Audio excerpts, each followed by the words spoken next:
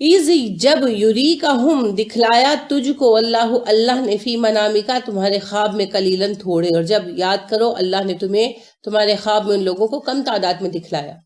ولو اگر اراکہم دکھاتا تجھے ان کو، یعنی تمہیں ان کی تعداد دکھاتا کثیراً زیادہ، لفشلتم تو تم ہمت ہار جاتے. فے شین لام، لفشلتم تم ہمت ہار جاتے. ولا تنازعتم اور جھگڑنے لگتے تم، فی الامر کام کے معاملے میں. ولیکن لیکن اللہ سلم سلامت رکھا. ولیکن اللہ سلم مگر اللہ نے تمہیں سلامت رکھا، قائم رکھا. سین لام میم سے ہے، باقی رکھا، جوڑے رکھا. اور یہ احسان بھی یاد کرو کہ نیند میں اللہ نے تمہیں ان کی تعداد بہت تھوڑی دکھائی. اگر اللہ تمہیں ان کی تعداد زیادہ دکھاتا تو تم لوگ ہمت ہار جاتے، آپس میں جھگڑنے لگتے اس حکم کے معاملے میں. لیکن اللہ نے تمہیں ثابت قدم رکھا، سلامت رکھا. انہ علیم بذات الصدور، اللہ دلوں کے راز جانتا ہے. نبیوں کے خواب سچے ہوتے. رسول اکرم صلی اللہ علیہ وسلم نے سفر میں مدینہ سے صفرا کے درمیان کہیں پر یا شاید اس کے بعد خواب میں کفار کے لشکر کو دیکھا. ابھی لشکر کو حقیقت میں نہیں دیکھا تھا اور آپ کو ان کی تعداد کم دکھائی گئی. تو آپ اپنا خواب شیئر کرتے تھے نا صحابہ سے. تو آپ صلی اللہ علیہ وسلم نے ان سے کہا کہ میں نے خواب ان کی تعداد دیکھی، بہت کم دکھائی گئی. تو صحابہ کے حوصلے بڑھ گئے. تو جن کو تھوڑی ڈر بھی لگ رہا تھا وہ بھی مضبوط ہو گئے. ٹھیک ہے، اگر آپ صلی اللہ علیہ وسلم کو صحیح تعداد دکھا دی جاتی تو ہو سکتا ہے پہلے ہی ڈر جاتے. آپ دیکھیے بہت ساری چیزیں ہوتی ہیں جن کو کرنے سے پہلے ہم زیادہ ڈر رہے ہوتے ہیں، اور جب وہ چیز سامنا اس سے آتا ہے، ہمارا سابقہ پیش آتا ہے، تو وہ اتنی مشکل ثابت نہیں ہوتی. بہت ساری چیزیں ہیں، حتیٰ کہ ڈاکٹر کے پاس جاتے ہوئے جیسے دانت کا کوئی ٹریٹمنٹ، کان کا کوئی ٹریٹمنٹ، تو ڈر بہت لگ رہا ہوتا ہے اور جاتے تو ڈاکٹر 1 منٹ میں کر کے تو بھیج دیتا. ہوتا ہے نا ایسا، اور آپ کہتے ہیں مجھے تو اتنا ڈر لگ رہا تھا. ہوتا کچھ بھی نہیں ہے. اسی طرح سے واقعہ پیش آنے سے پہلے کی حالت اکثر اوقات زیادہ تکلیف دہ محسوس ہوتی. تو اسی لیے اللہ رب کریم نے یہ اہتمام کیا. وائز اور یاد کرو جب یریکموہم دکھا رہا تھا تمہیں ان کو، اذل تقیتم جب تم آمنے سامنے بھی ہو گئے، فی اعینکم تمہاری نگاہوں میں، قلیلاً تھوڑا کر کے، ویقللکم اور تمہیں کم کر کے دکھا رہا تھا، فی اعینہم ان کی نگاہوں میں. یہ احسان یاد کرو جب تم لوگ آمنے سامنے ہوئے، اللہ ان کا لشکر تمہاری نگاہوں میں کم دکھا رہا تھا اور تمہارا لشکر ان کی نگاہوں میں کم دکھا رہا تھا. اس سے مراد ضروری یہ نہیں ہے کہ تعداد کم نظر آ رہی ہو. اس سے مراد یہ ہے کہ اللہ نے نظروں میں اہمیت ختم کر دی. کفار خوش تھے کہ مسلمان بے سر و سامان خالی ہاتھ آئے ہیں، یہ تو مارے جائیں گے. اور مسلمانوں کو جیسے عمر فاروق رضی اللہ عنہ کہتے ہیں کہ ہم نے جب ان پر نظر ڈالی تو ہمیں کوئی دل پر روب نہیں آتا تھا، ایسے لگتا تھا کہ کوئی بھیڑ بکریاں کھڑی ہیں جنہیں ہم قابو پا لیں گے. تو اللہ نے دل سے ان کا روب اٹھا دیا. تو اصل چیز تو روب ہوتی ہے. اب یہ بھی ہو سکتا ہے کہ آنکھوں سے صحابہ کو ان کی تعداد کم نظر آ رہی ہو، اس کے بارے میں ہمیں کوئی باقاعدہ سٹیٹمنٹ نہیں ملتی، کوئی باقاعدہ حدیث یا کسی صحابی کا کال نہیں ملتا. اس لیے ہم یہ نہیں پورے یقین سے کہہ سکتے کہ آیا اس سے مراد یہ ہے کہ آنکھوں کے سامنے لشکر کم نظر آ رہا تھا، یا محض یہ ہے کہ جیسے عمر فاروق رضی اللہ عنہ کہتے ہیں کہ ایسے لگتا تھا کہ بھیڑ بکریوں کا غلہ ہے، کہ انہیں دل سے روب جاتا رہا. وہ بڑے بڑے پہلوان ان کو حقیر نظر آنے لگے. تو دونوں ہی صورتوں میں بہرحال اللہ نے دل مضبوط کر دی ہے نا، کیونکہ بنیادی بات آپ کی جسمانی قوت نہیں ہوتی، اصل سب سے اہم چیز آپ کا مورال ہوتا ہے. اور جیسا کہ پرانی باتیں تو بہت پرانی، تو بہت ساتھ رتبے دین کے جڑے ہوئے ہیں نا. ہم اپنی ہی ماضی قریب کی باتیں تو 1965 میں ہم دیکھتے ہیں اور پڑھتے بھی آئے ہیں کہ عزیز بھٹی نے 300 افراد کے ساتھ، کتنے افراد تھے، 500 افراد تھے، ان کی تھوڑی سی جو جماعت تھی اس کے ساتھ کمک آنے تک BRB پر پوری فوج کو روکے رکھا تھا بھارت کی 3 دن تک. تو آپ دیکھیے کہ اس میں کون سی چیز تھی ساتھ میجر عزیز بھٹی کے، ان کا مورال، ان کی استقامت، ان کا عزم. حالانکہ وہ ہمارے جیسے ایک عام انسان تھے. ان کے صحابہ کے بارے میں تو پھر ہم کہتے ہیں جی وہ تو اللہ دے رسول صحابی سن. نبی اکرم وسلم کے بارے میں ہم کہتے ہیں وہ تو اللہ کے رسول تھے. اور کوئی نیک بندہ آ جائے تو ہم کہتے ہیں جی وہ تو فلانا تھا. اب میجر عزیز بھٹی تو ہمارے جیسے عام آدمی تھے نا، مگر انہوں نے بھی یہ معجزہ کر کے دکھایا، یہ کارنامہ کر کے دکھایا. تو استقامت کے ذریعے پھر اللہ یہی مدد بھیجتے ہیں کہ نظروں میں وقت نہیں رہتی سامنے والے کی. تو ان کی بھی دل پہ روب نہیں نہ پڑا. اگر انسان مروب ہو جائے تو شکست تو وہیں پر ہو جاتی. جنگ تو بڑی بات ہے، آپ تقریری مقابلے میں حصہ لیں نا تو آپ کو پہلی چیز سکھائی جاتی ہے کہ لوگوں سے مروب نہیں ہونا. اگر آپ جو لوگوں کا مجمع ہے، اس سے اگر آپ مروب ہو گئے تو آپ تقریر ہی بھول جاتے ہیں. تو لہٰذا آپ کو پہلی چیز سکھائی جاتی ہے لوگوں کی طرف دیکھنا نہیں ہے. آئی کانٹیکٹ، نئے جو مقرر ہوتے ہیں آئی کانٹیکٹ نہیں کرنا، ان کے سروں کے اوپر نظر رکھو، کیونکہ وہ لوگوں سے آئی کانٹیکٹ ہوتا ہے، کوئی ہنس رہا ہے کسی بھی بات پہ، مقرر کو ہمیں لگتا ہے مجھ پہ ہنس رہا ہے، یہ خیال آیا نہیں اور ساری تقریر بھولے نہیں. تو لہٰذا جہاں مروب ہے وہاں شکست ہے. فوجی کے لیے بھی یہی اصول ہے، جہاں مروب ہے وہاں شکست ہو گئی. تو بنیادی بات یہ ہے کہ میجر عزیز بھٹی جو ہیں وہ دشمن کی فوج اور طاقت سے مروب نہیں ہوئے، جم کر اسی وجہ سے کھڑے رہے اور پھر جیت گئے الحمدللہ. تو BRB کے محاذ پر جو فتح ہوئی اس کی بنیاد کس نے رکھی؟ میجر عزیز بھٹی صاحب نے. اللہ ان کی درجات بلند کرے. تو بات یہ ہے کہ اللہ رب کریم نے کفار کے لشکر کا روب مسلمانوں کے لشکر کے دل سے نکال دیا تھا. ٹھیک ہے، اس روب کے نکل جانے کی وجہ سے مسلمانوں کو ان کا لشکر حقیر محسوس ہو رہا. تو یہاں دونوں معنی مراد ہو سکتے ہیں، یہ بھی کہ مسلمانوں کو ان کا لشکر اصل تعداد سے کم لگ رہا تھا، یعنی جیسے مسلمانوں سے 3 گنا تھا، ہو سکتا ہے مسلمانوں کو 2 گنا لگ رہا ہو، یہ بھی ہو سکتا ہے.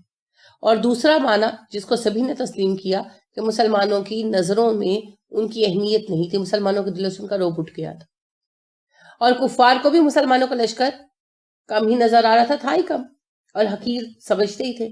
اور جسمانی اور مالی اور ساز و سامان کے اعتبار سے، تیاری کے اعتبار سے اس وقت تھے بھی مسلمان کمزور. تو اس بات پر وہ ان کو بڑا حقیر سمجھ رہے تھے. اب ان کو اللہ کیوں حقیر بنا کر دکھا رہا تھا؟ تاکہ وہ بے خوف ہو کر حملہ کریں، اپنے انجام تک پہنچے. کیونکہ اللہ کوئی مصالحت اس پوائنٹ پر اللہ کوئی مصالحت نہیں چاہتے. تبھی تو آپ دیکھیں کہ اللہ رب کریم نے ناراضگی ظاہر کی. آپ نے پڑھا ہے کس بات پر؟ بدر کے قیدیوں سے فدیہ لینے پر. کیونکہ اللہ اس پوائنٹ پر مصالحت نہیں چاہتے تھے. اللہ چاہتے تھے کفار کی بنیاد ہی ختم ہو جائے، روٹ سے ان کو مٹا دیا جائے. تو اسی لیے اللہ نے کفار کا بھی حوصلہ بڑھا دیا کہ وہ بے دریغ ہو کر حملہ کرے، اور مسلمانوں کا حوصلہ بڑھایا کہ انہیں کاٹ کر رکھ دے. ٹھیک ہے، یہ اللہ کی اسٹریٹجی تھی. بالکل، لیقضی اللہ، تاکہ پورا کر دے اللہ امرن کام کو، کانا مفعولن جو ہو کر ہی رہنے والا تھا. اللہ نے یہ سب اس لیے کیا تاکہ وہ کام ہو جائے جسے ہو کر ہی رہنا تھا. یعنی کفار کی جڑ مٹنی ہی مٹنی تھی. اب کفر کی بنیاد کٹنی ہی کٹنی تھی. کام تو ہونا ہی تھا. اللہ نے اس کا راستہ ہموار کر دیا، مسلمانوں کی ہمت بڑھا دی اور کفار کو بے خوف کر دیا تاکہ اپنے انجام کی طرف بڑھے. وَإِلَى اللَّهِ، اور اللہ کی طرف ترجع الامور، سب کام پلٹتے ہیں، سب کاموں کا فیصلہ اللہ کی طرف ہوتا ہے. یعنی اگر اللہ چاہتے تو جنگ ٹل جاتی ہے. آپ دیکھیے کئی جنگیں ٹلی، جیسے رسول اکرم صلی اللہ علیہ وسلم نکلے تھے نا جنگ تبوک کے لیے، اور پھر جنگ نہیں ہوئی، وہاں قیام کیا، پھر واپس چلے آئے. تو خود کیسر نکل کر آیا تھا مقابلے کے لیے. پتہ ہے آپ کو مسلمانوں کے مقابلے پر کیسر جو ہے خود آیا تھا. لیکن جب اس کو یہ پتا چلا کہ مسلمانوں کے لشکر کے لیڈر بذات خود رسول اکرم صلی اللہ علیہ وسلم ہے، تو پھر وہ مقابلے پر نہیں آیا. 2 لاکھ کی فوج یا 1.5 لاکھ کی فوج جمع ہوئی تھی، اور بہت جو محتاط یہ ہیں مورخین وہ کہتے ہیں نہیں 1 لاکھ کی فوج جمع ہوئی تھی. بہرحال بعض روایت 2 لاکھ کی، بعض 1.5 کی، بعض 1 لاکھ کی ہے. کم از کم تعداد بھی 1 لاکھ رومن آرمی کی تھی، لیکن مسلمانوں کی تعداد 10,000 تھی. آپ صلی اللہ علیہ وسلم خود سپریم کمانڈر تھے، اور جب کیسر کو یہ پتا چلا کہ رسول اکرم صلی اللہ علیہ وسلم خود سپریم کمانڈر بن کر آئے ہیں، تو اس نے جنگ کرنے کا فیصلہ ملتوی کر دیا، کیونکہ وہ جانتا تھا کہ آپ صلی اللہ علیہ وسلم سچے رسول ہیں. جب ابو سفیان سے بات ہوئی تھی اس نے تبھی کہہ دیا تھا نا. تو لہٰذا پھر وہ آپ کے مقابلے پر نہیں آیا، کیونکہ اسے پتا تھا میں آیا مقابلے پر تو مارا گیا. لہٰذا اللہ نے اس طرح بھی جنگ سے بچایا. تو اللہ کفار کے دل میں بھی تو ایسا روب ڈال سکتے تھے، یہ لوگ بھی تو پلٹ سکتے تھے، مگر اللہ کو منظور نہیں تھا. اللہ چاہتے تھے کہ اب ایک فیصلہ کن وار ہو کفر کی بنیاد پر، تاکہ جو حرم کا خاص علاقہ ہے اسے کفر سے پاک کیا جا سکے. اس لیے اسی وقت ان پر یہ چوٹ لگائی گئی. یا ایھا الذین آمنو، اے لوگو جو ایمان لائے ہو، اذا جب، لقیتم تم ملو گے. اب دیکھیں یہ ساری شکلیں جو ہے نا وہ لقا کی ہیں. اب دیکھیں کہاں لقیتم اور کہاں التقل جمعان والا تکا، کتنا فرق ہے نا دونوں میں، جو پیچھے آپ نے پڑھا یوم التقل جمعان، تو تکا اور لکی تم دونوں ہی ایک ہی لفظ سے نکلی ہوئی شکلیں ہیں. بالکل آپ نے، ہاں آپ جو ایک لفظ کی بہت زیادہ شکلیں ہیں ان کو جمع کر کے دیکھا کریں، اس سے بڑا آپ کو وضاحت سے نظر آئے گا. تو یہ سب جو ہے لام قاف یہ لقا سے ہیں. اے ایمان والو جب تم ملو فیاتن ایک گروہ سے، فثبتو تو ثابت قدم رہو، جمے رہو. وَاذْكُرُوا اللَّهَ اور یاد کرو اللہ کو، کثیرن کثرت کے ساتھ، لعلکم تاکہ تم تفلحون فلاح پاؤ. اے ایمان والو جب تمہاری ملاقات کسی گروہ سے ہو، سامنا کسی گروہ سے ہو، تو ثابت قدمی دکھاؤ اور اللہ کو کثرت کے ساتھ یاد کرو تاکہ تم کامیاب ہو جاؤ. تو کامیابی کی وہی دو شرائط بیان ہوئی ہیں جو نصرت کی شرائط بیان ہو چکی ہیں، کہ ثابت قدمی دکھاؤ اور اللہ کو کثرت کے ساتھ یاد کرو. ٹھیک ہے، تقوی اور صبر، تو وہی چیزیں یہاں بھی ہیں، استقامت اور اللہ کو یاد کرنا. اللہ کو یاد کرنے سے کیا مراد ہے؟ زبان سے بھی اللہ کا ذکر کریں، اللہ کے احکامات کو یاد رکھیں، دونوں ہی باتیں اس میں شامل ہیں. لعلکم تفلحون تاکہ تم فلاح پاؤ، کامیاب ہو جاؤ. ٹھیک ہے، فلاح کامیابی کو کہتے ہیں نا، فعلام ہے، تو اسی کے لیے ہے یہ. وَأَطِیعُوا اللَّهَ وَرَسُولَهُ اطاعت کرو اللہ کی اور رسول کی. وَلَا نَا تنازعوا تم باہم تنازع کرو، جھگڑا کرو. نزع جھگڑے کو کہتے ہیں. وَلَا تنازعوا اور آپس میں جھگڑا نہ کرو. فَتَفْشَلُوا تو تم کمزور ہو جاؤ گے. وَتَذْهَبَ جاتی رہے گی رِیحُکُم تمہاری ہوا. وَتَذْهَبُ رِیحُکُم تمہاری ہوا اکھڑ جائے گی. وَاصْبِرُوا اور صبر کرو. اللہ اور رسول کی اطاعت کرو، ایک دوسرے کے ساتھ جھگڑو مت. اگر جھگڑا کرو گے تو تم کم ہمت ہو جاؤ گے اور تمہاری ہوا اکھڑ جائے گی. پس صبر کیا کرو، یعنی دوران جنگ اللہ اور رسول کی اطاعت کرو. اب اس وقت تو رسول اکرم صلی اللہ علیہ وسلم موجود تھے زندہ، اب آج کیسے اللہ اور رسول کی اطاعت ہوگی؟ جو احکام دیے ہیں انہیں پورا کیا جائے، اور ان میں سب سے اہم حکم کیا ہے؟ امیر کی اطاعت کرو. تو جو جنگ کا امیر ہو پھر اس کی اطاعت کی جائے گی. ٹھیک ہے، ہر حال میں. اس وقت جنگ کے دوران سوال نہیں یہ کیا جاتا کہ یہ کیوں اور وہ کیوں، ہے نا. لہٰذا جنگ کے لیے جو حکم آ گیا اس کو پورا کیا جائے گا.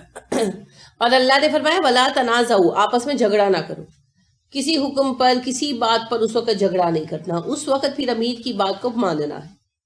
اگر امیر کا فیصلہ غلط بھی ہو گیا تو کوئی بات نہیں، انسان ہے نا. عام امیر، اللہ کے نبی صلی اللہ علیہ وسلم جب امیر تھے ان کو تو اللہ کی طرف سے میسیجز آتے تھے، ہم لوگوں کو تو نہیں نہ آنے.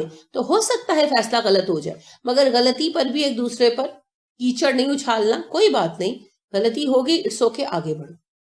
یعنی اگر کوئی فوجی کمانڈر کوئی حکم دیتا ہے اور وہ وہاں پر وہ ہاتھ سے نکل جاتی ہے وہ چوکی، وہ جگہ غلط ہو جاتا ہے فیصلہ، تو کوئی یہ تھوڑی شروع کر دیتا ہے تو کیا سیدھے کیتا سی، یہ ہے وہ ہے، ایسے نہیں ہوتا. خاموشی کے ساتھ باقی کام کرتے ہیں، کیونکہ یہ تو ہوگا، ایک انسان فیصلہ کرے گا، غلطی بھی ہوگی. لہٰذا جھگڑے نہیں کرنے. کیوں نہیں کرنے جھگڑے؟ فَتَفْشَلُوا وَتَذْهَبَ رِیحُکُم اگر جھگڑے کرو گے تم کمزور ہو جاؤ گے، بزدل ہو جاؤ گے، ہمت ہار جاؤ گے. کیونکہ اختلاف ہوگا نا، اختلاف سے تو انسان ہمت ہی ہارتا ہے. ہمت ہار جاؤ گے اور تمہاری ہوا اکھڑ جائے گی. ہوا اکھڑنا اردو کا عام محاورہ ہے، یعنی بدنامی ہو جانا، روب دلوں سے چلے جانا. تو وہ آپ بچپن سے ہم وہ کہانی پڑھتے آئے ہیں نا کہ دو بیل ہوتے ہیں، سانڈ ہوتے ہیں جنگل میں، تو شیر کھانے کے لیے آتا ہے تو دونوں اسے ہرا دیتے ہیں مل کر. اور پھر بعد میں شیر جو ہے ایک لومڑ کو کہتا ہے کہ مجھے بڑی شرمندگی ہوئی ہے، میری بے عزتی ہو رہی ہے جنگل میں. تو وہ پھر کیا کرتا ہے، وہ آ کے ان کو لڑاتا ہے. کیا کہہ کے لڑاتا ہے؟ وہ ایک کو کہتا ہے شیر کو تو شکست تم نے ہی دی ہے، تمہارے سینگ کتنے مضبوط ہیں. اور دوسرے کو کہتا ہے سارا کارنامہ تو تمہارا ہے، تمہارا ساتھی تو ایویں ہی ڈینگے مارتا پھرتا. اب وہ کہتا ہے، میں آپس میں بات کر رہے ہوتے ہیں تو وہ کہتا ہے کہ بھئی میں نے بڑی محنت کی، میرے سینگ بہت مضبوط تھے، شیر جھیل ہی نہیں سکا. دوسرا کہتا ہے نہیں نہیں میرے مضبوط تھے. تو اس بات پہ آپس میں لڑائی ہو جاتی ہے کہ میں نے زیادہ مارا، وہ کہتا ہے میں نے زیادہ مارا. آپس میں لڑتے ہیں، اتنا لڑتے ہیں کہ ایک دوسرے کو زخمی کر دیتے ہیں. پھر جنگل کے الگ الگ حصوں میں چلے جاتے ہیں کہ بھئی میں نے نہیں تمہارے ساتھ رہنا، میں تمہارے ساتھ نہیں رہنا چاہتا. وہ بھی چلا جاتا ہے میں تمہارے ساتھ نہیں رہنا چاہتا. اب الگ الگ ہو جاتے ہیں. تو شیر ایک دن ایک پر حملہ کر کے اسے کھا جاتا ہے، ایک دن ایک پر حملہ کر کے اسے کھا جاتا ہے. تو یہ حقیقت ہے. لہٰذا تنازع اس بات پر بھی نہیں کرنا میں نے زیادہ بہادری دکھائی، میں نے زیادہ بہادری دکھائی. جو کیا اللہ رب کریم کے لیے کیا، ان باتوں سے کوئی فرق نہیں پڑتا. قیامت کے دن اللہ خود بتا دیں گے کس نے کتنا کام کیا، اور اصل انعام تو وہی. لہٰذا اللہ نے فرمایا آپس میں اختلاف رائے نہیں کرنا. اختلاف رائے سے بچنے کے لیے کیا ہوتا ہے؟ اہم صبر. کیونکہ جہاں 10 افراد کام کریں گے نا، کوئی کسی کی حق تلفی بھی کرے گا. ہو جاتا ہے، جان بوجھ کر نہیں کرتا، انجانے میں ہو جاتا ہے. کسی کا مزاج ہوتا ہے. بعض لوگ ہوتے ہیں نا ہر بات کہہ جاتے ہیں، دوسرے کو اس سے دل بھی دکھ جاتا. بعض لوگوں کو زیادہ شہرت حاصل ہو جاتی اللہ کی طرف سے. جیسے ہم دیکھتے ہیں ڈاکٹر فرحت ہاشمی صاحبہ جو ہے، میں نے پہلے بھی اس کے 6 بہنیں ہیں، سبھی پڑھاتی ہیں، لیکن اللہ نے ڈاکٹر فرحت صاحبہ کو بہت نام دیا. تو اب کسی نہ کسی لیول پر فیل تو ہوتا ہوگا، کیونکہ کام تو سب کر رہی ہیں. لیکن یہ اللہ کی تقسیم ہے، اور شاید آزمائش بھی ہے. اللہ آزماتے ہیں. اسی طرح بے شمار عالم کام کرتے ہیں، اور کتنے کا عالم نامور ہوتے ہیں، بہت کم ہوتے ہیں. اسی طرح آپ دیکھیے کہ پیس ٹی وی پر کتنے عالم کام کر رہے ہیں، لیکن جو شہرت ڈاکٹر ذاکر کو حاصل ہوئی، کئی ان سے زیادہ اچھے ہوں گے. ڈاکٹر ذاکر بہت اچھی عالم ہے، مگر ان کی زبان اردو اتنی اچھی نہیں ہے. انگلش بھی گزارا ہے لائق ہے، ان سے بہت زیادہ اچھے انگلش اور اردو بولنے والے اسپیکرز موجود ہیں. لیکن اللہ نے جو شہرت ذاکر صاحب کو دی، وہ کسی کے حصے میں نہیں آئی. ایسے ہی ہے نا. تو یہ اللہ کی تقسیم ہے. لیکن کبھی نہ کبھی چونکہ ہم انسان ہیں، دل میں خیال تو آتا ہی ہے کہ یار میں تو اس سے زیادہ کام کرتا ہوں، یا میں اس سے زیادہ اچھا بولتا ہوں، یا میں اس سے زیادہ اچھا پڑھاتا ہوں، یا میں اس سے زیادہ اچھا یاد رکھتا ہوں، یا میں اس سے زیادہ محنتی ہوں. لیکن پھر بھی لوگ بس اسی کو پوچھتے ہیں. کبھی تو خیال آ جاتا ہے، کیونکہ انسان ہے، یہ نہیں ہو سکتا کبھی نہ آئے. لیکن پھر اس پر قابو پانا، صبر کرنا، کوئی بات. پھر بعض اوقات ہوتا ہے کہ ہم تقسیم سے خوش نہیں ہوتے. ہو سکتا ہے ایسا، بالکل ہو سکتا ہے. آپ دیکھیے نا کہ حضرت علی رضی اللہ عنہ عظیم ترین صحابیوں میں سے رسول اکرم صلی اللہ علیہ وسلم کی زیر تربیت رہے. تربیت میں ان کی کوئی کمی ہو ہی نہیں سکتی. لیکن حضرت عثمان رضی اللہ عنہ کو جب خلیفہ چنا گیا تو اس فیصلے سے خوش نہیں تھے. پھر بعد میں جب امت کی اکثریت نے ان کی خلافت کو قبول کر لیا تو علی رضی اللہ عنہ نے بھی کر لیا، اکثریت کی رائے کے احترام میں. ورنہ اس اختلاف کو بہت زیادہ اچھالا گیا، بعد میں بھی اچھالا گیا. یہاں تک کہ علی رضی اللہ عنہ نے کہا کہ یہ جو آیت ہے کہ اللہ مومنوں کے دلوں کا غل نکال دے گا، یہ میرے اور عثمان کے بارے میں. کہ یعنی ان کو اس بات پہ کچھ رنج تھا، کیونکہ وہ سمجھتے تھے کہ میں عثمان سے زیادہ اہل ہوں. اور میں خود یہ بات سمجھتی ہوں کہ اگر غالباً علی رضی اللہ عنہ حاکم بنتے تو شاید حالات ڈیفرنٹ ہو جاتے، کیونکہ علی رضی اللہ عنہ زیادہ سیاسی تدبر رکھنے والے آدمی تھے. تو مطلب یہ ہے کہ انسان جو ہے عہدے کے معاملے میں، پیسوں کی تقسیم کے معاملے میں دل میں رنج آ بھی سکتا ہے. اسی طرح آپ کو پتا ہے جب غزوہ حنین ہوا تھا تو انصار نے شکایت کی تھی کہ آپ نے ہمیں کچھ نہیں دیا. رسول اکرم صلی اللہ علیہ وسلم سے کہا تھا نہ آ کر کہ انصار کے لوگوں نے کہ بھئی آپ نے ہمیں کچھ بھی نہیں دیا، سب کچھ مکہ والوں کو دے دیا. تو پھر آپ صلی اللہ علیہ وسلم نے ان کو اس بات کی وضاحت دی تھی. تو دیکھیے مال ایسی چیز ہے جس پر بعض اوقات دل میں رنج آ بھی سکتا ہے. آپ صلی اللہ علیہ وسلم تو اللہ کے رسول تھے، آپ کے فیصلے کو تو صحابہ اور طرح سے قبول کر لیتے تھے. اب ظاہری بات ہے جو بھی حاکم ہوگا وہ عام بندہ ہی ہوگا، اور یہ بھی ہو سکتا ہے کہ واقعی وہ ڈنڈی مار جائے، یہ بھی ہو سکتا ہے، کیونکہ حاکم بھی تو انسان ہی ہوگا نا. تو بات یہ ہے کہ ایسی صورت میں پھر کیا کرنا ہوگا؟ صبر. رسول اکرم صلی اللہ علیہ وسلم نے انصار کو کہا تھا نا کہ میرے بعد تم دیکھو گے تمہارے حقوق کی حق تلفی کی جائے گی، تو تم اپنے حق پر صبر کرنا اور اپنے فرائض ادا کرتے رہنا یہاں تک کہ مجھ سے آن ملو، تاکہ ہمارے چھوٹے چھوٹے مفادات کے نقصان پر ایسا نہ ہو کہ ہم جھگڑا پیدا کریں اور ہماری قوم جو ہے وہ بکھر جائے. اس کی ایک اور مثال جو مجھے بہت اچھی لگتی ہے، حضرت خالد بن ولید رضی اللہ عنہ. جب خالد بن ولید رضی اللہ عنہ نے اپنا وہ لکھوایا تھا قصیدہ، یعنی لکھوایا نہیں تھا، شاعر لکھ کر لایا تھا، یہ نہیں کہا تھا لکھ کر لاؤ، ایک شاعر ان کے لیے قصیدہ لکھ لایا. قصیدہ ہوتا ہے کسی کی شان میں نظم، وہ لکھ لایا. تو حضرت خالد بن ولید رضی اللہ عنہ نے اسے 1000 سونے کے سکے انعام دیے. تو عمر فاروق رضی اللہ عنہ خلیفہ تھے، انہوں نے سب پر نا لکھے ہوتے تھے آدمی جو ان کو اطلاع دیتے تھے. تو ان کو اطلاع ملی تو انہوں نے حضرت بلال کو بھیجا، کہا کہ بلال جا کر تحقیق کرے، اگر خالد نے مال غنیمت میں سے دیا ہے تو مال غنیمت میں غبن کا مرتکب ہوا ہے، اور اگر ذاتی مال میں سے دیا تو صراف کیا ہے. دونوں صورتوں میں سے معزول کر، اس سے کمانڈر سے ڈپٹی کمانڈر بنا. اب کسی کو معزول کرنا آج بھی جیسے فوج میں کسی کو کیا جاتا ہے تو وہ بڑا ایک ذلت کا منظر ہوتا ہے، یعنی اس کو شرمندہ کیا جاتا ہے. تو اس وقت بھی ایسا ہی کیا گیا، فوج کو اکٹھا کیا گیا ایک عام، یعنی جتنے لوگ بھی اکٹھے ہوئے تو کیس عام چلا. خالد بن ولید رضی اللہ عنہ نے ثبوت پیش کر دی کہ انہوں نے اپنے ذاتی پیسوں میں سے دیا. تو اب دوسری بات جو عمر فاروق رضی اللہ عنہ نے کہی تھی کہ بھئی یہ اسلاف ہے، تو انہوں نے پھر خالد رضی اللہ عنہ کی، جیسے آج ہوتا ہے نا بیج اتار دیتے، ٹوپی اتار دیتے، تو اس زمانے میں عربوں میں طریقہ یہ تھا کہ پگڑی اتار کر ہاتھ باندھ دیتے تھے اور گھٹنوں کے بل بٹھا دیتے تھے، پھر کیس چلتا تھا. تو ظاہر ہے خالد رضی اللہ عنہ جیسے عظیم کمانڈر کے لیے بات بڑی شرمندگی کی تھی، تو ان کو اسی طرح بٹھا کر کیس چلایا گیا.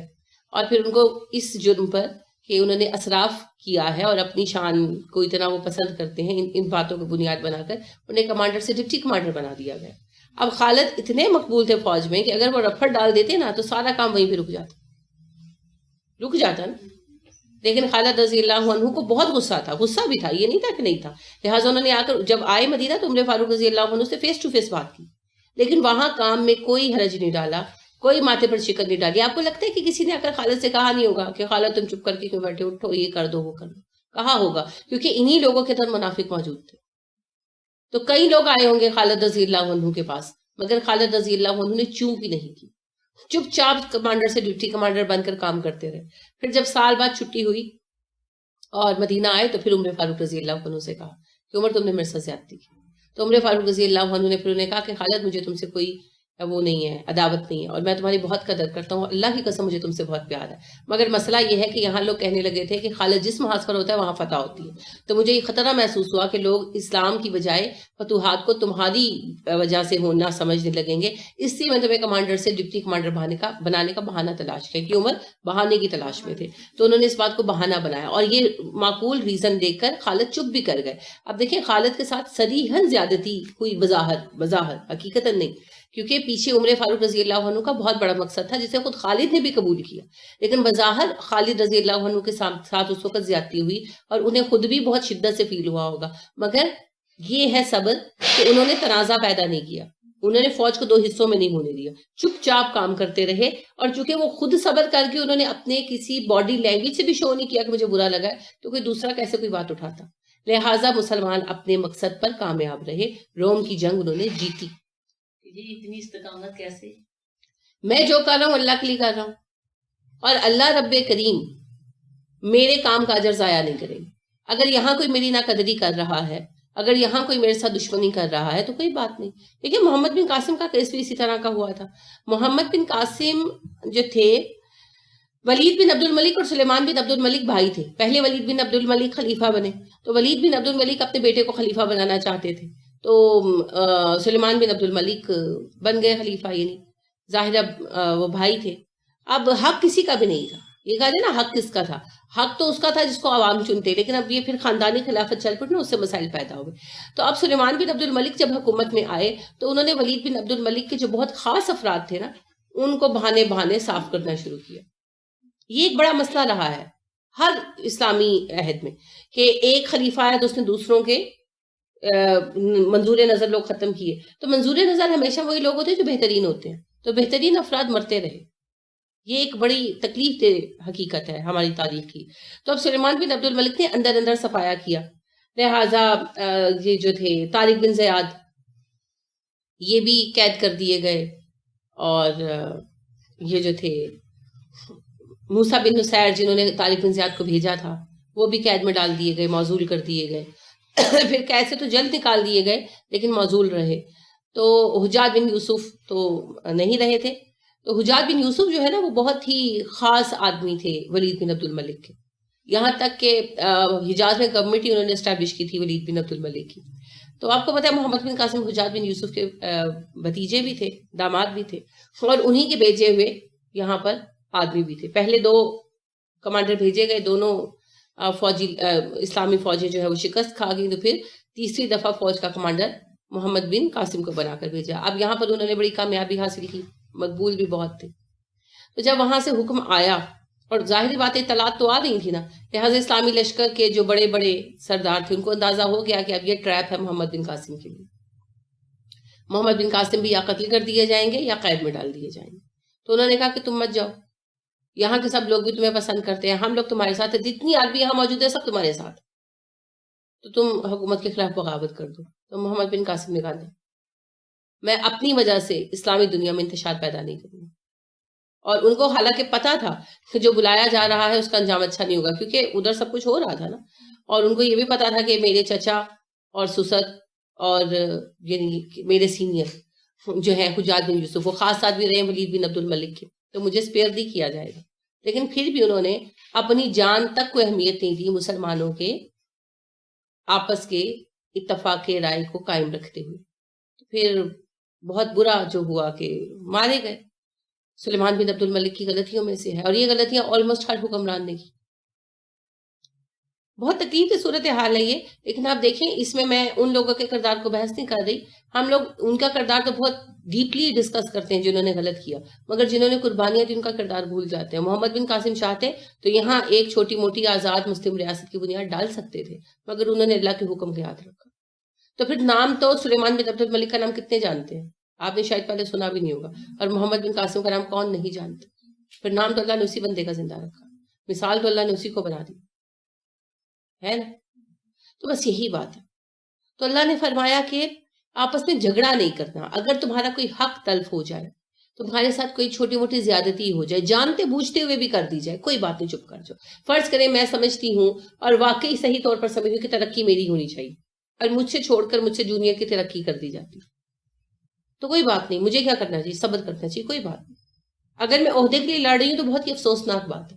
ہاں، جو بندہ کام کرتا ہے اسے عہدہ ملنا چاہیے، لیکن اگر نہیں ملا تو پھر اللہ کے لیے صبر کرے، کچھ نہیں ہوتا. تو بعض اوقات انسان کے سامنے مقاصد ہوتے ہیں، اور بعض اوقات انسان اللہ رب کریم کے دیے ہوئے کام میں اس سے غلطی سے سرزد ہو جاتی ہے. جیسے عمر فاروق رضی اللہ عنہ نے، جیسا کہ خالد رضی اللہ عنہ کو معزول کیا، ان کے سامنے ایک مقصد تھا.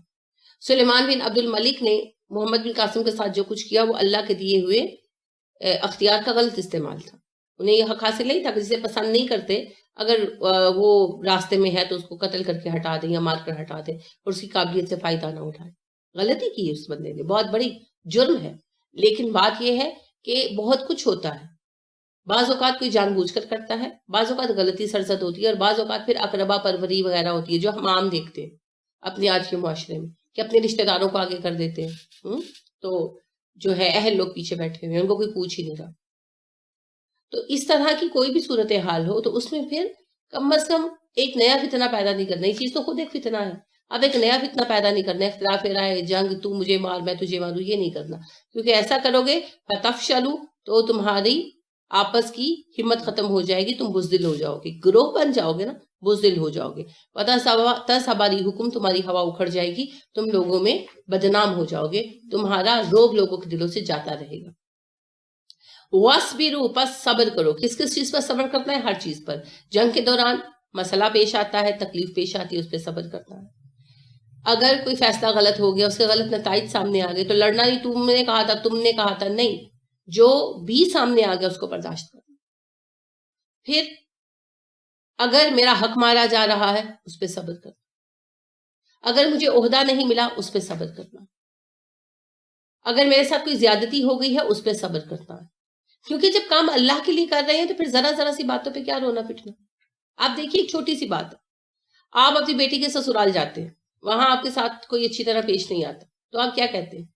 بیٹی کے منہ کو برداشت کرو. تو اللہ کی اتنی بھی اہمیت تھی زندگی میں جتنی اولاد کی ہے، خدا نخواستہ. جب اللہ کے لیے کام کر رہے ہیں اور ارد گرد کے لوگ فرض کریں اچھا سلوک نہیں کر رہے، تو کیا ہوا؟ اللہ کے لیے اتنا بھی برداشت نہیں کر سکتے. کچھ نہیں ہوتا. اہمیت تو اللہ کی نظر میں ہونی چاہیے. تو حق تلفیاں ہو جاتی ہیں، بہت کچھ ہوتا ہے، مگر اس کو سہنا ہے اور نظر انداز کر دینا، اور ان ساری باتوں پر وَاصْبِرُوا، صبر کرتے. جیسا کہ پھر میں صحابہ کی مثال لاؤں گی کہ ابو بکر صدیق رضی اللہ عنہ کے حال پر جب بیعت ہوئی تو علی رضی اللہ عنہ متفق نہیں تھے، سب کو پتا ہے. 6 ماہ تک حضرت علی رضی اللہ عنہ نے بیعت نہیں کی. پھر حضرت فاطمہ رضی اللہ تعالیٰ عنہ وفات پا گئی، انہوں نے بھی بیعت نہیں کی. پھر فاطمہ رضی اللہ تعالیٰ عنہ وفات پا گئی، علی رضی اللہ عنہ نے ان کی تدفین کے بعد بیعت کی. وہ بھی عمر فاروق رضی اللہ عنہ اور جو تھے ابو بکر صدیق رضی اللہ عنہ بہت قریب تھے، عمر ان کے مشیر تھے، بہت قریبی. تو علی رضی اللہ عنہ نے میسج بھیجا کہ ابو بکر میں آپ سے تنہائی میں ملنا چاہتا ہوں، اکیلے میں. تو عمر فاروق رضی اللہ عنہ کا میں چاہوں گا کہ آپ نہ ملیں. تو ابو بکر صدیق رضی اللہ عنہ نے کہا میں ضرور ملوں گا، تو پھر ملنے گئے، پھر اکیلے میں بیٹھ کر بات چیت ہوئی. تو کیا بات چیت ہوئی؟ ظاہر ہے وہ دو بندوں کے ماں بہن تھی نا، ابو بکر صدیق رضی اللہ عنہ نے بتائی، علی رضی اللہ عنہ نے بتائی. بہرحال اگلے دن ظہر کے وقت جب نماز کا وقت ہوا تو اس کے بعد جو ہے علی رضی اللہ عنہ پہلے تو آ کے نماز میں شریک ہوئے. باجماعت نماز نہیں نہ آ رہے تھے وہ ابو بکر کے پیچھے، کیونکہ ویسے کسی اور مسجد میں پڑھتے ہوں گے باجماعت، لیکن مسجد نبوی میں نہیں آ رہے تھے کہ وہ ان کی خلافت سے اختلاف رکھتے تھے نا، اس لیے تو جماعت میں آ کر شریک ہوئے. اور پھر اس کے بعد ممبر پر آئے، یعنی اس کے بعد، اور ابو بکر صدیق رضی اللہ عنہ کا کہ علی کچھ کہنا چاہتے ہیں آپ لوگوں سے، تو لوگ رک گئے. تو پھر علی رضی اللہ عنہ نے کہا کہ لوگوں، میں نے جو بیعت نہیں کی تو مجھے ان سے کچھ اختلاف رائے تھا جس پر میں نے ان سے بات کر لی. نہ تو میں ان کے کمالات کا اور ان کے فضائل کا انکاری ہوں، اور نہ ہی مجھے ان سے کوئی حسد یا جلن ہے، ٹھیک ہے، لیکن ان کو جو خلیفہ بنایا گیا مجھے اس عمل میں اختلاف تھا، تو میں اب اپنے اس اختلاف سے ہٹتا ہوں، اور جو تم سب کی رائے ہے میں اسے قبول کرتا ہوں. اختلاف کی تفصیل نہ خود انہوں نے بیان کی کہ کیوں تھا، کس بنا پر تھا، کس قسم کا تھا، طریقے پر تھا یا سلیکشن پر تھا یا کیا تھا، انہوں نے کوئی بات نہیں کی. اور نہ ہی صحابہ نے اس بارے میں پوچھا، بس وہ خوش ہو گئے کیونکہ سب کو بہت پیار تھا علی رضی اللہ عنہ سے بھی اور ابو بکر سے بھی. اور حضرت فاطمہ رضی اللہ تعالیٰ عنہ کی وفات کے بعد لوگوں نے حضرت علی رضی اللہ عنہ کو ذرا کارنر کر دیا تھا، ان سے کولڈ شولڈر کرنے لگے تھے. ایک سوشل پریشر ڈیولپ کیا تھا کہ علی جو ہے اس بات کو ختم کرے، ٹھیک ہے. تو علی رضی اللہ عنہ نے پھر ایسا ہی کیا. تو کسی نے پلٹ کر یہ ڈیٹیل نہیں پوچھی کہ علی آپ کو کس قسم کا اختلاف تھا، کیونکہ اہم بات اختلاف نہیں تھی، اختلاف کا ختم ہونا تھا. علی رضی اللہ عنہ وہ ایک بہت اہم شخصیت ہے. آپ کو پتا ہے رسول اکرم صلی اللہ علیہ وسلم کے ایک طرح بیٹے ہی ہیں. اگر علی رضی اللہ عنہ خدا نخواستہ فتنہ پیدا کرنا چاہتے تو کر سکتے تھے نا، ایک بڑی جماعت علی کے ساتھ ہو جاتی، مگر انہوں نے ایسا کچھ بھی نہیں کیا. ان کو اختلاف تھا، وہ خاموش رہے.